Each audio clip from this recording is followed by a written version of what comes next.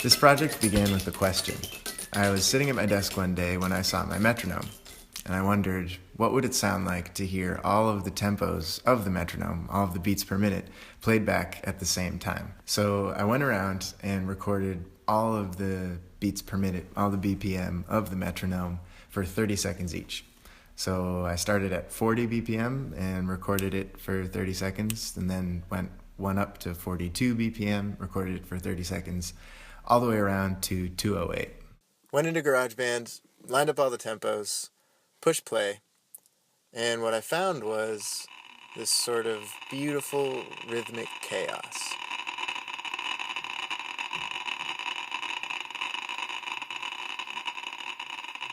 I thought, that's incredibly poetic, that this thing that's sort of highly ordered at its core is seemingly disordered to our senses. And then I also thought, well, this sounds like rain. What if we could do this with falling water? What if we could make this with rain?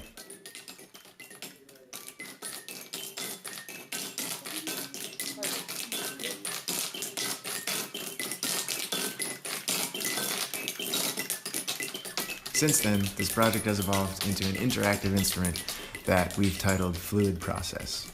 Fluid Process controls the rate at which water falls using MIDI information. So what does that mean? It means that any musician or composer can compose music for falling water using their usual digital audio workstation. Musicians can also play the piece in real time using a MIDI controller. Fluid Process makes its debut this year at Eau Claire. The piece takes the form of a wishing well, a giant wishing well, with 16 valves dropping water. The technology is exciting in many ways, one of which is that the sound changes entirely depending on the surface that it's striking. So striking a wine bottle with a certain volume of liquid will give a pitched percussion sound. Striking a sheet of metal will give a sound more like a tin roof.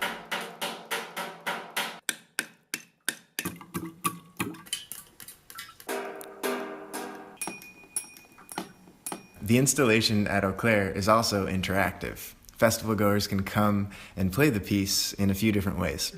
They can choose from pre-written compositions by a number of different composers, or by making music in real time. We've got exciting plans for future forms and installations of Fluid Process. We're happy to be premiering the piece at Eau Claire this year, and we're really only just starting to scratch the surface of what we can do with this technology.